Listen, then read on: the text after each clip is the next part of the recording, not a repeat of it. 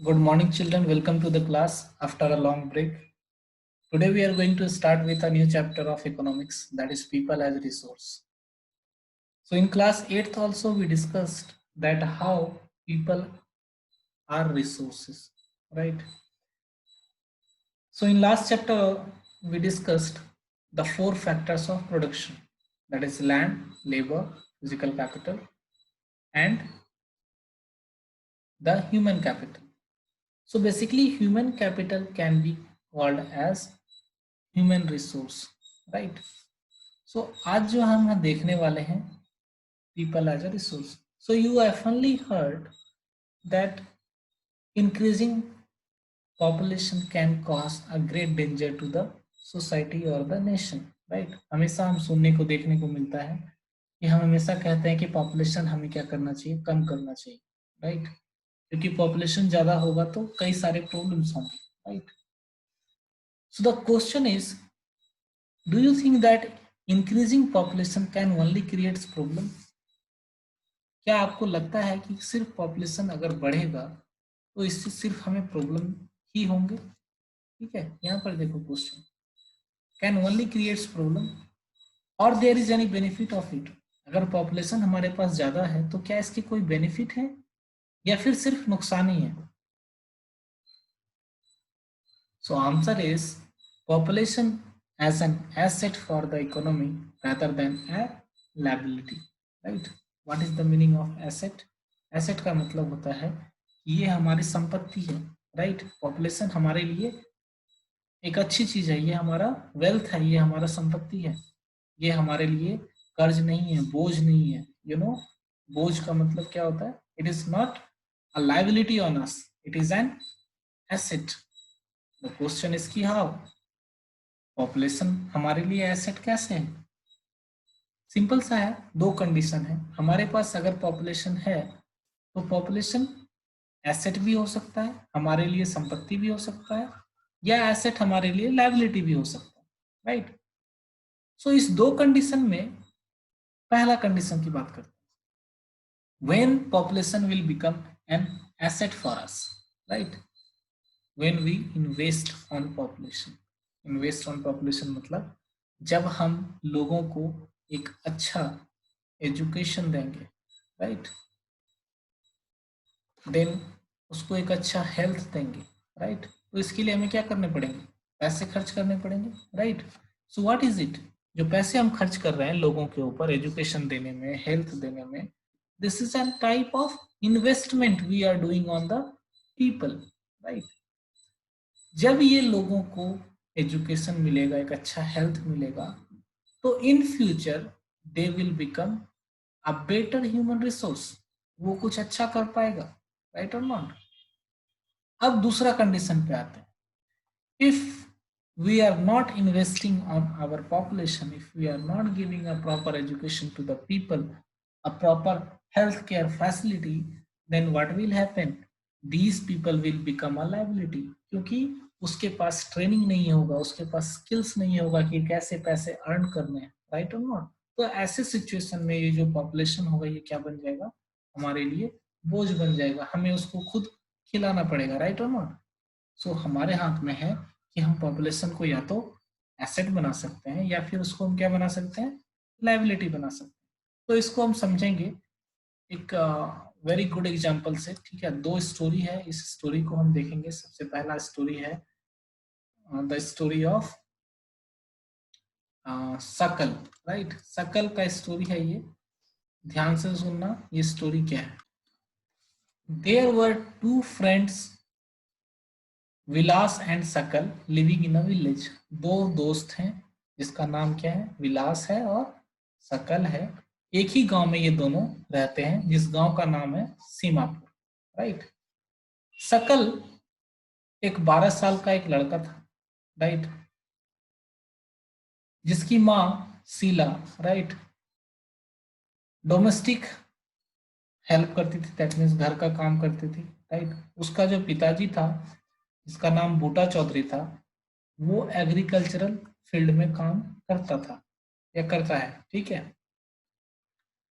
सकल ने अपने मदर का हेल्प किया घर में हेल्प करता था वो, राइट। इसके अलावा अपने जो छोटे भाई हैं जीतू और उसकी जो छोटी सिस्टर है सीतू, इस दोनों का भी ख्याल रखता था। कौन ख्याल रखता था? सकल ख्याल रखता था।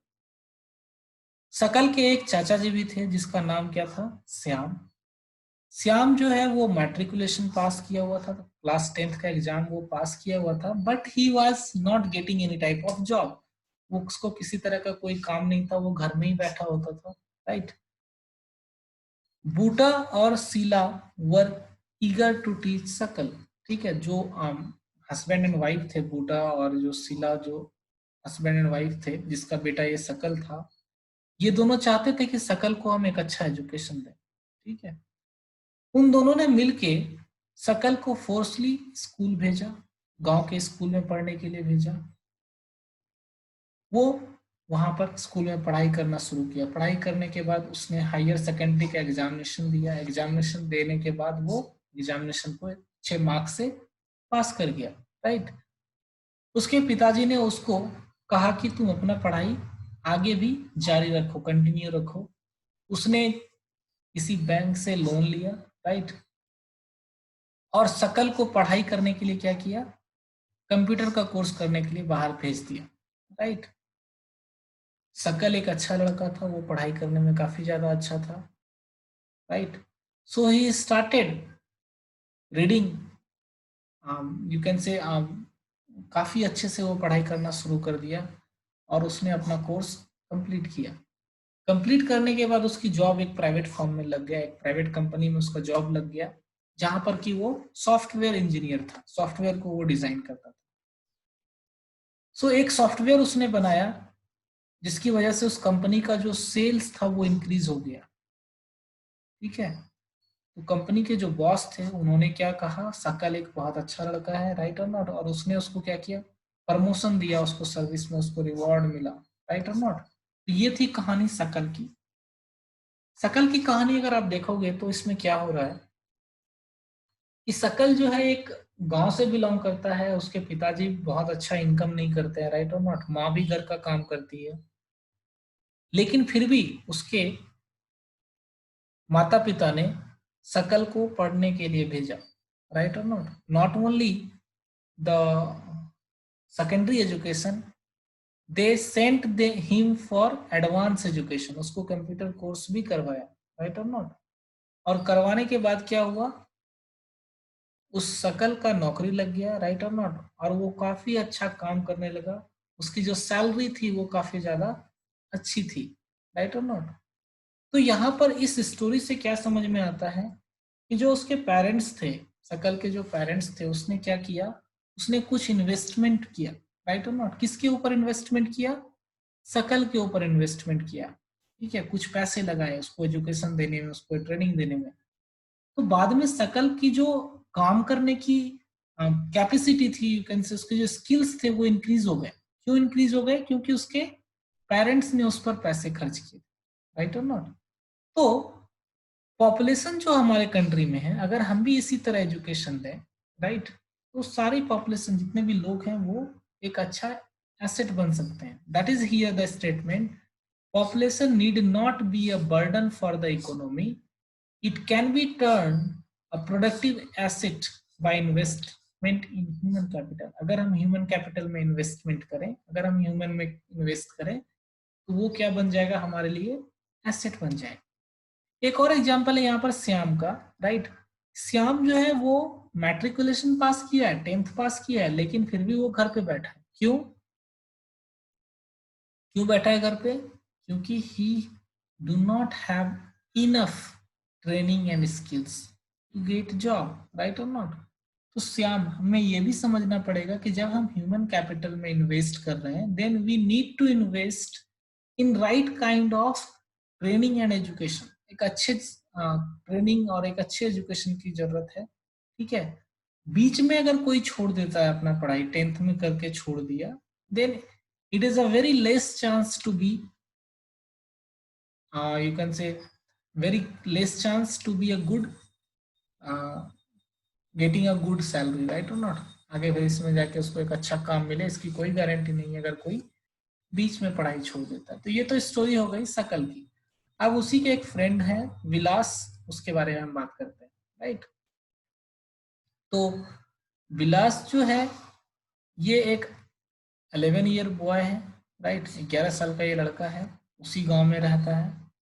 विलास के जो फादर है जिसका नाम महेश है, ये एक फिशरमैन है, राइट। उसके पिताजी काफी समय पहले पास कर गए जब वो सिर्फ 2 साल का था, राइट। उसकी जो मदर थी वो गीता, वो क्या करती थी, मार्केट में जाके फिश को सेल करती थी और पैसे कमाती थी और अपने फैमिली को खाना खिलाती थी, राइट और not. She bought fish from land owners pond and sold in the nearby mandi, ठीक है। जो गीता है उसकी जो मदर है, विलास की जो मदर है, वो क्या करती है, किसी दूसरे लैंड ओनर के पॉन्ड मतलब तालाब से मछली खरीदती है और पास के ही मार्केट में जाके उसको सेल करती है। She earned only 150 rupees per day by selling fish. Vilas become a patient of arthritis. Arthritis, bone में दर्द होता है, राइट और नॉट। तो विलास को काफी ज्यादा बोन में दर्द होता था, राइट और नॉट, ठीक है। His mother could not afford to take him to the doctor. उसकी मदर के पास इतना ज्यादा पैसा नहीं था कि वो विलास को डॉक्टर के पास ले जा सके, राइट और नॉट। तो चूंकि वो एक पेशेंट था, उसके पास स्कूल जाने, वो स्कूल भी नहीं जाता था, पैसे भी कम थे, राइट और not. So he was not interested in studies, पढ़ाई लिखाई में वो इंटरेस्टेड नहीं था। He helped his mother in cooking and also looked after his younger brother, ठीक है। तो ये जो विलास है, राइट और नॉट, ये जो विलास है ये अपने मदर का भी हेल्प करता है, राइट और नॉट, घर में, right. Then after some time his mother fell sick, कुछ समय के बाद विलास की मदर काफी बीमार हो गई। दैट वाई जो विलास था उसको मार्केट जाना पड़ा, to buy, to sell the fish, क्योंकि घर में कमाने वाला भी कोई नहीं था, राइट और नॉट। तो विलास को मार्केट में जाके फिश सेल करना पड़ा। So he like his mother earn only a meagre income, right. So धीरे धीरे क्या हुआ, आप देखो कि जितना पैसा उसकी मदर अर्न कर रही थी उतना पैसा ही विलास भी अर्न कर रहा था by selling the fish in the market. अभी देखो कुछ साल के बाद ये दोनों दोस्त आपस में मिले हैं, right. So this is Sakal and this is Vilas. So what are the difference did you notice between Vilas and Sakal, दोनों के बीच क्या डिफरेंस है, आप देखो ध्यान से। एक तरफ जो विलास है, he is living a better life style, right, he is earning more money, but at the same time जो विलास है वो उतना इनकम कर रहा है जितना उसके माता पिता करते थे, राइट और नॉट। ऐसा क्यों हुआ, why is it so? It happened because Vilas was not interested in studies, as well as the parents were not able to spend money for the education and health of Vilas, right. तो ऐसे situation में क्या हो गया, विलास जिस जगह पर था वो तो वहीं पर रह गया, लेकिन जो सकल है he moved out in his life, उसका कैरियर काफी अच्छा बन गया, राइट और नॉट। अब ये जो विलास है अगर ये भी अपने बेटे को अगर अच्छा एजुकेशन नहीं देता है तो क्या होगा, उसका बेटा भी वैसा ही रह जाएगा, राइट और not. It means that we need to invest in human resource. Here are two questions, you need to write it, आपको दोनों लिखना है। How can we create human resource, human resource हम कैसे क्रिएट कर सकते हैं, ठीक है। ह्यूमन रिसोर्स को क्रिएट करने के लिए हम एक अच्छा एजुकेशन एज वेल एज एक अच्छा हेल्थ फैसिलिटी देना होगा, राइट और नॉट। ओके, अब बात करते हैं how much this human resource are important. Example से देखते हैं। जापान एक ऐसी कंट्री है जहां पर कि कोई नेचुरल रिसोर्स नहीं है, राइट। नेचुरल रिसोर्स मतलब वहां पर ज्यादा एग्रीकल्चर पॉसिबल नहीं है या फिर वहां पर आसपास किसी तरह का मिनरल्स नहीं निकलते हैं, लेकिन फिर भी जापान एक हाईली डेवलप्ड कंट्री है। वाई? क्योंकि जापान ने ह्यूमन रिसोर्स में इन्वेस्ट किया, उन्होंने अपने लोगों को ट्रेनिंग देने में इन्वेस्ट किया, ठीक है। लोग जब ट्रेनिंग लिए तो वो नए नए तरह के इन्वेंशन किए, ठीक है। और धीरे धीरे क्या हुआ, जापान एक डेवलप्ड कंट्री बन गया, ठीक है। So take an example of India also. India में भी do you know about green revolution? Green revolution के बारे में मैंने बात किया था कि हमारी कंट्री में HYV सीड्स की वजह से क्या हो गया, प्रोडक्शन इंक्रीज हो गया। मतलब क्वेश्चन इसी, ये HYV सीड्स आया कहां से, इसको किसने बनाया, साइंटिस्ट ने बनाया, राइट और नॉट? साइंटिस्ट वो लोग होते हैं जिसके ऊपर काफी ज्यादा, जिसके पास काफी ज्यादा नॉलेज होता है, जिन्होंने काफी ज्यादा ट्रेनिंग ली होती है, जिन्होंने काफी ज्यादा एजुकेशन लिया होता है, वो लोग साइंटिस्ट होते हैं। तो साइंटिस्ट की वजह से साइंटिस्ट ने HYV सीड्स ढूंढा, और HYV सीड्स की वजह से क्या हुआ, हमारे कंट्री का इनकम अचानक से बढ़ गया, राइट? कैन वी से कि बिकॉज ऑफ दिस साइंटिस्ट, जो कि एक ह्यूमन रिसोर्स है, उसकी वजह से हमारे कंट्री में डेवलपमेंट हुआ? यस, वी कैन से। ठीक है, तो आज के डेट में अगर आप इंडिया की बात करो तो इंडिया का कई, most of the population are liability on the country. ठीक है, क्यों? क्योंकि हमारे कंट्री में कई सारे ऐसे लोग हैं जो पढ़े लिखे नहीं हैं, उनके पास एक अच्छा स्किल्स नहीं है, राइट और नॉट? ऐसे सिचुएशन में क्या होता है कि वैसे पेरेंट्स जो, जिसके पास एजुकेशन नहीं होता, वो अपने बच्चे को अच्छा एजुकेशन नहीं दे पाते, राइट और not? They are unable to provide money also to their children for their education. तो ऐसे सिचुएशन में सोचो कि उस बच्चे के साथ क्या होगा जिसको पढ़ाई के लिए एक अच्छा स्कूल नहीं मिल पा रहा है, एक अच्छा हेल्थ नहीं मिल पा रहा है। तो ऐसे सिचुएशन में वो बच्चा जब बड़ा होगा तो वो भी अपने पेरेंट्स के तरह ही इनकम करेगा, यस और no? So that's why human resource is very important. We have to invest in human resource, right? Next है हमारा economic activities. What do you mean by economic activities? Economic activities का मतलब होता है all the activities which we done for earning money, right? So ये सारे activities को हम क्या कहते हैं, इकोनॉमिक एक्टिविटीज कहते हैं। जो हमारा कंट्री है या फिर वर्ल्ड में कहीं पर भी इकोनॉमिक एक्टिविटीज को 3 भाग में डिवाइड किया गया है, primary, secondary and tertiary activities. आप अपने आसपास देखो, कोई भी काम जो लोग करते हैं वो इसी 3 कैटेगरी में आता है।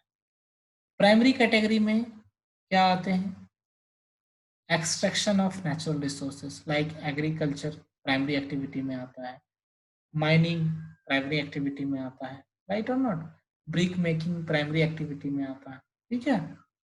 कॉटन प्रोडक्शन प्राइमरी एक्टिविटी में आता है। सेकेंडरी प्रोडक्शन, सेकेंडरी एक्टिविटी में क्या आता है, production, production of anything, right? For example कई सारे इंडस्ट्रीज हैं, कई सारे बिस्किट्स बनते हैं, कई सारे ऑयल सीड्स को क्रश करके ऑयल निकाला जाता है, तो ये किस में आता है, इंडस्ट्री में आता है। टर्सरी सेक्टर में हम सर्विस सेक्टर को बोलते हैं, जैसे ट्रांसपोर्टेशन हो गया, कम्युनिकेशन हो गया, ये सब कुछ किस में आता है, टर्सरी सेक्टर में आता है। सो ये हमारे इकोनॉमिक एक्टिविटीज हैं। अब देखो यहाँ पर 2 टर्म है, पहला है market activities and the second one is non market activities. कोई भी काम जो हम करते हैं for earning money, for any type of profit, उसको हम मार्केट एक्टिविटीज बोलते हैं। जैसे I am a teacher, I am teaching in केंद्रीय विद्यालय, I am earning money, it is an market activities. ठीक है, कोई एक फार्मर है, राइट? फार्मर ने क्या किया, 100 kg राइस प्रोड्यूस किए, 100 kg में से ये 50 kg घर पे ही खा गया और 50 kg इसने मार्केट में सेल किया। तो ये क्या हो गया, ये जो सेल किया इसने मार्केट में, ये क्या हो गया, दिस इज मार्केट एक्टिविटीज। जो इसने सेल्फ कंज्यूम किया, it is non market activities, right और नॉट, है ना?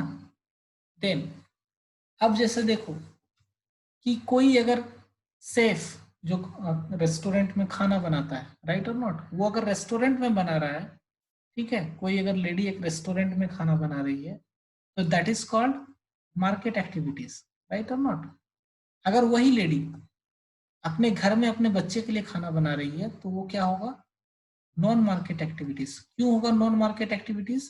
क्योंकि इसमें किसी तरह का कोई पैसा नहीं मिल रहा है। फॉर एग्जाम्पल, आप अपने घर का एग्जाम्पल लो, आप घर में खाना खाते हो, आपकी मदर खाना बनाती है, तो क्या आप मदर को खाना बनाने के लिए कोई पैसे देते हो? नहीं। It means it is a non market activities. अगर आप रेस्टोरेंट में जाते हो, रेस्टोरेंट में आप खाना खाते हो, वहां पर पैसा देते हो, yes, that is market activities. तो जहां जहां पर पैसा इन्वॉल्व होगा दैट इज मार्केट एक्टिविटीज, जहां जहां पर पैसा इन्वॉल्व नहीं होगा वो नॉन मार्केट एक्टिविटीज है। सो राइट सम एग्जांपल्स, ये आपका होमवर्क है, ठीक है, आपको एग्जांपल्स लिखने हैं market activities and non market activities के। एक टॉपिक है division of labour between main and women, right. देखो हमारी कंट्री में ये हिस्टोरिकली ये डिसाइडेड है, ये स्टीरियोटाइप थिंकिंग है, एंशियंट टाइम से ये चला आ रहा है, ठीक है, जो कि गलत है। हमारे कंट्री में मेन एंड वुमेन का काम अलग अलग डिसाइडेड है। For example most of the work done outside is by main. बाहर के जितने भी ज्यादातर काम होते हैं वो कौन करता है? मेन करता है। पैसे कमाने के जितने भी काम होते हैं वो कौन करता है? मेन करता है, राइट और नॉट। वाइल वुमेन को ये कह दिया गया है कि आपको क्या करना है? हाउस होल्ड में काम करना है, ठीक है, क्या करना है? घर में काम करना है। तो देखो आप majority of women are working in home, जो कि सही नहीं है, it is not right, right और not. So this type of stereotype thinkings are there, ठीक है। इसकी वजह से आज हमारे कंट्री में क्या है? Division of labour between main and women, ठीक है।